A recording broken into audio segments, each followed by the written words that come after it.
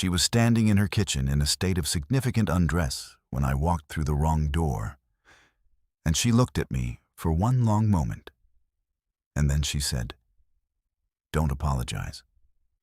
Lock the door behind you." I locked the door. I am still not entirely sure what I thought I was doing. I am entirely sure that everything that happened in the 6 months before that moment was, in retrospect, building toward it. The way certain structures look finished long before the last piece is placed. My name is Owen Calloway. I'm 33. I'm a structural engineer, which means I spend my working life understanding what holds things up and why, and which has given me, over time, a fairly reliable instinct for when something is load-bearing and when it only looks like it is. I have lived in apartment 4B of a building on Clement Street for 3 years. For the first 2 years and 6 months of those 3 years, 4A was occupied by a retired teacher named Mr. Faulkner, who played chess online and occasionally knocked to ask if I had oregano. Then Mr. Faulkner moved to be closer to his daughter in Portland. And 6 months ago, on a Thursday in September, a woman moved into 4A with a van. A friend named Bex, who had strong opinions about what counted as a 2-person lift, and a lamp that did not survive the stairwell. I heard the lamp go. It made a specific sound, the sound of something ceramic meeting a wall at the 3rd-floor landing, followed by a silence, followed by the friend saying, "Okay, we don't talk about the lamp." I was on my way out. I came around the stairwell and found them standing over the debris with the expressions of people recalibrating their afternoon. The woman, not Bex, the one who was moving in, was looking at the pieces on the floor with her head tilted slightly, the way people look at problems they are deciding whether to be annoyed by or to simply absorb and move on. She looked up when I appeared. She said, "If you saw that, I'm going to need you to not tell anyone." I said, "I didn't see anything." She said, "Good. I'm Simone. I'm moving in next door." I said, "I gathered. I'm Owen. I'm already next door." She said, "Perfect. Do you have a dustpan?" I got her a dustpan. That was the beginning. Simone Ayres was, I will try to be precise, because precision is what I have. She was the kind of person who occupied space deliberately. Not loudly. She was not loud. But she arranged herself in rooms, as though she had thought about where she was going to stand before she stood there. She was 31, she told me later. She did freelance copywriting from her flat, which explained the hours.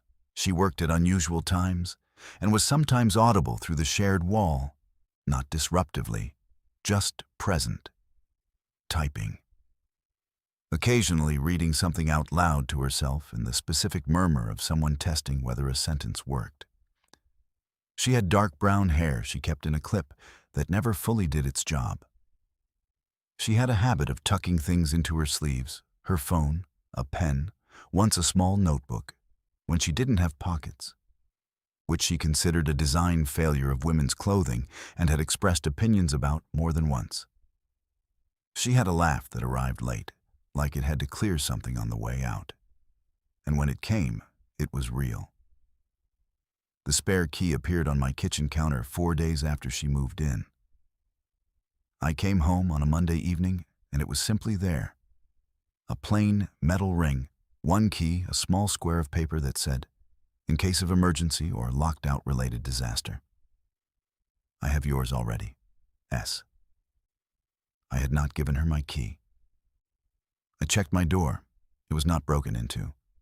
I still do not know how she got it.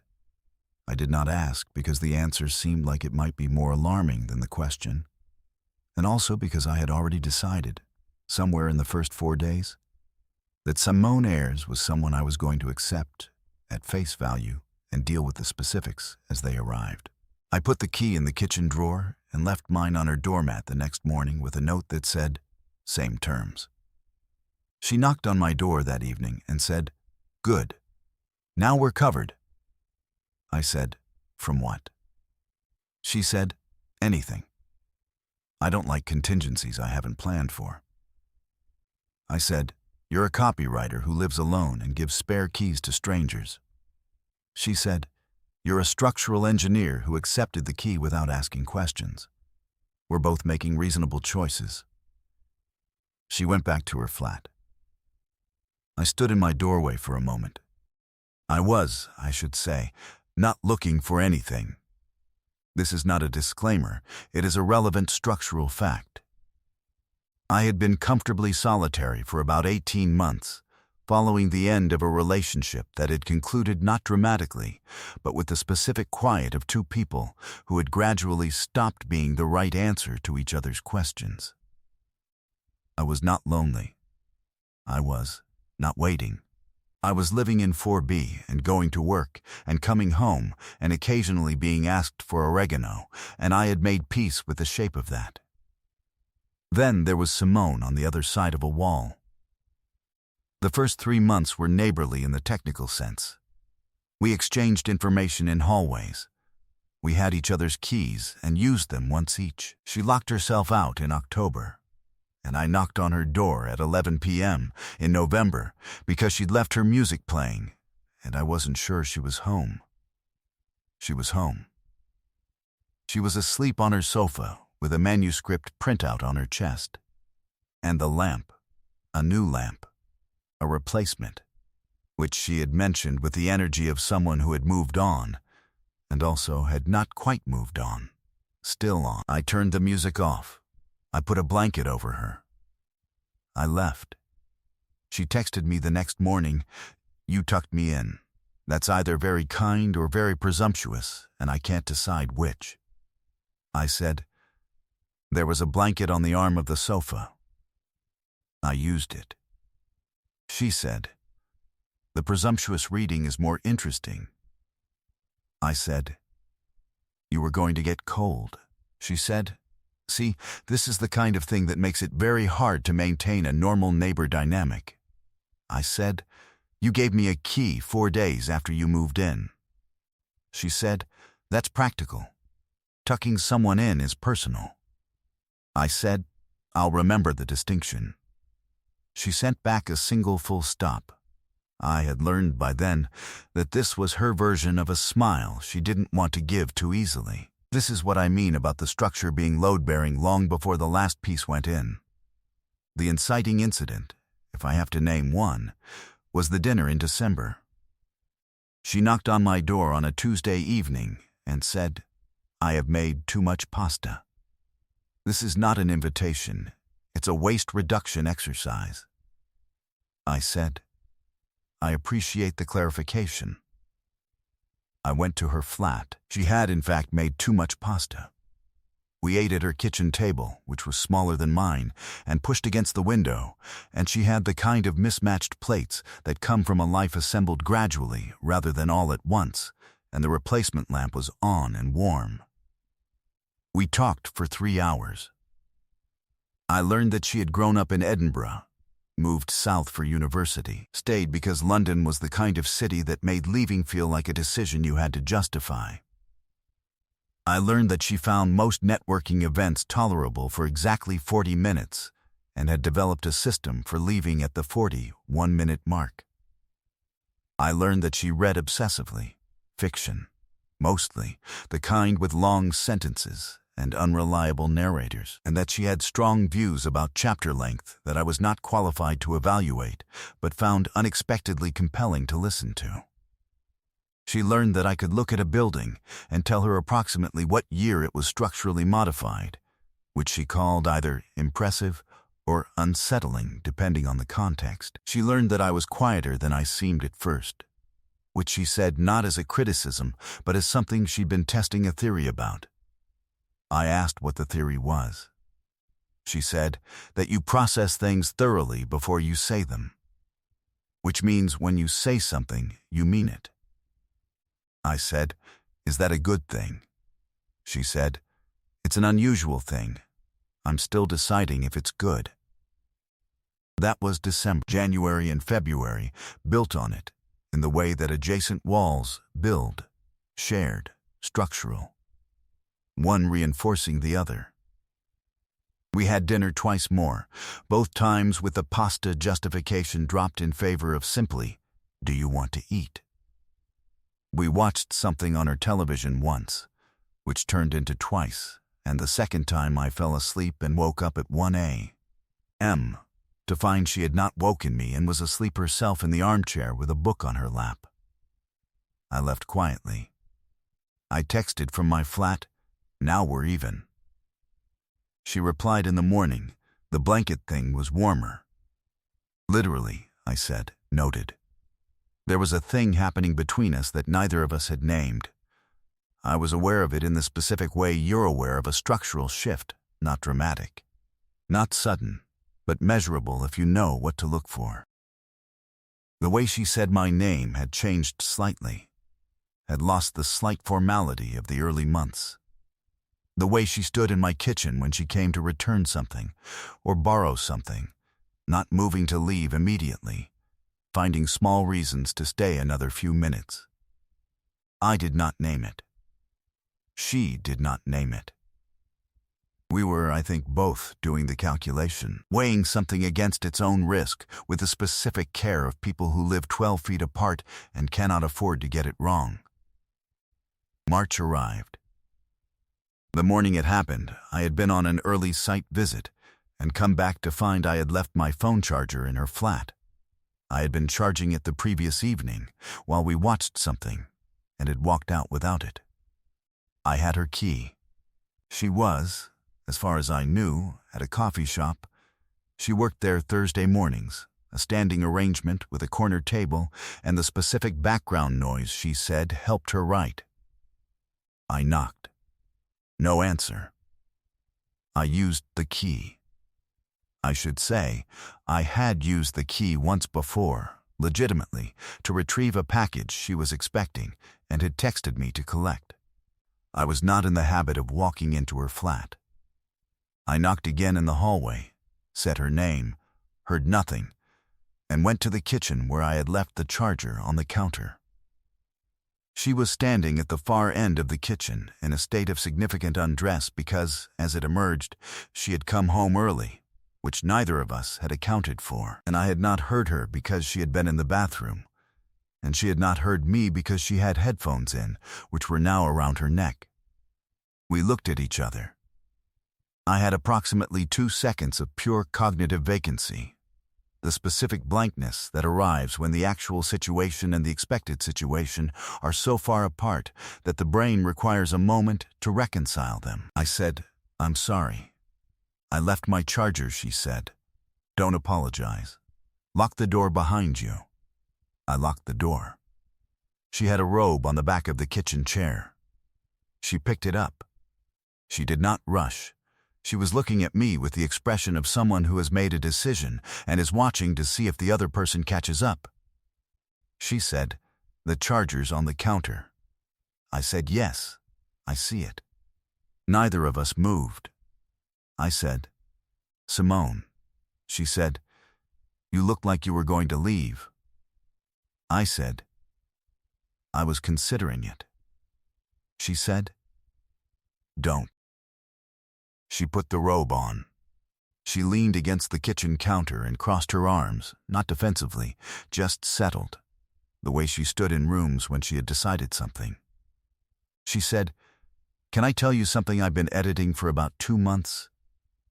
Editing was her word for the thing she did when a sentence wasn't ready, when she had it but didn't have the right version of it yet.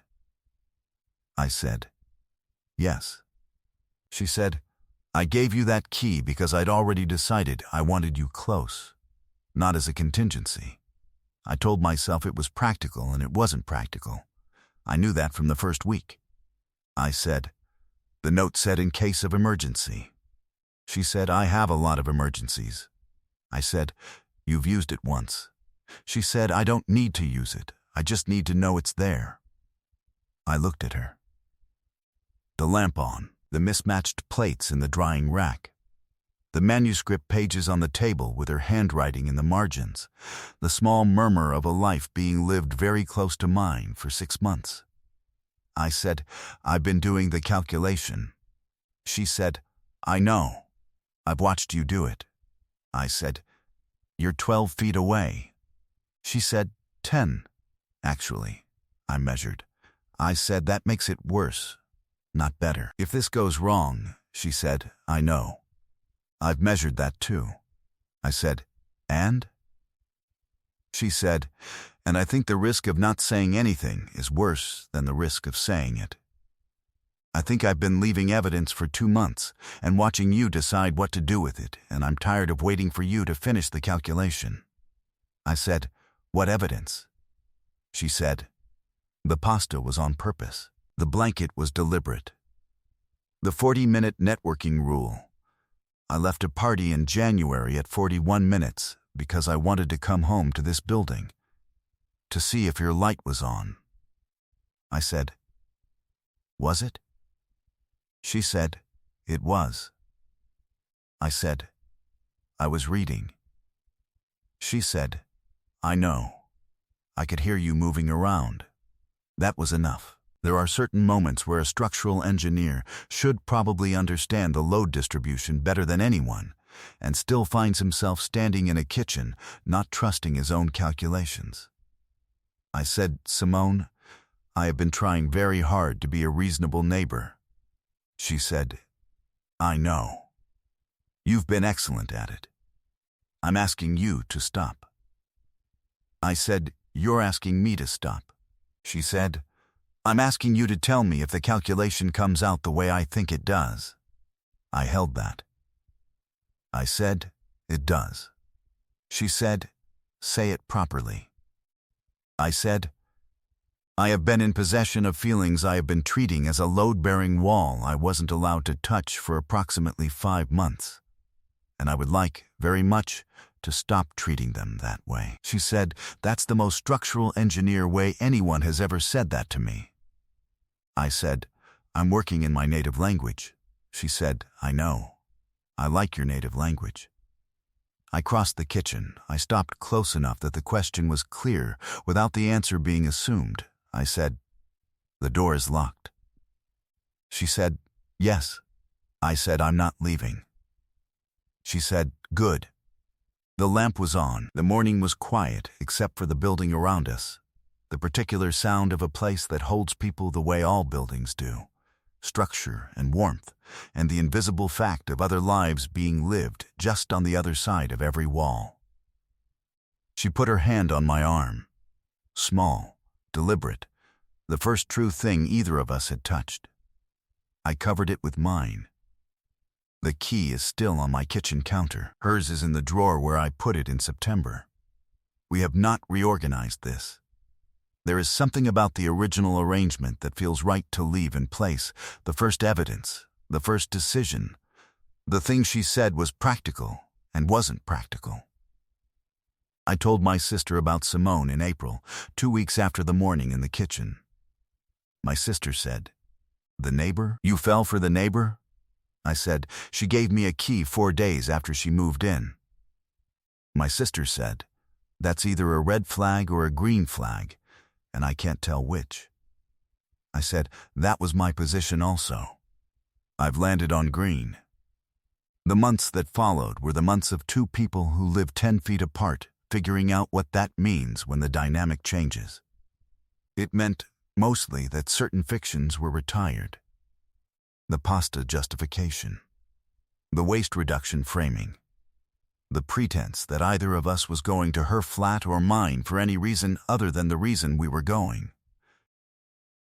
It also meant that the wall between 4A and 4B, which I had spent 3 years being a structural engineer about, understanding its load, its composition, its function, became something different. Not thinner, just more honest about what it was. A wall between 2 places that were, increasingly, one place. Connected by a door neither of us needed to knock on anymore. She is still audible through the shared wall when she reads sentences aloud to test them. I have never told her that I can hear it. I think she knows. She does not seem to mind. She finished a project in June and read the last line of it out loud at 11 p.m. on a Thursday, and I heard it through the wall, and then she knocked and opened my door and said, "I finished." I said, "I know." I heard. She said, "How much do you hear?" I said, "Enough to know you cut the third paragraph of the intro last week." She looked at me. She said, "I've been talking to my wall." I said, "You've been talking to me, technically." She put her face in her hands and laughed the late-arriving laugh, the real one. I said, "The third paragraph was the right cut." She said, "Thank you." She came in. She left her shoes by the door the way she always did now. She sat on my sofa, and I made tea, and we were quiet in the way people are quiet when nothing needs to be said, and silence is its own form of presence.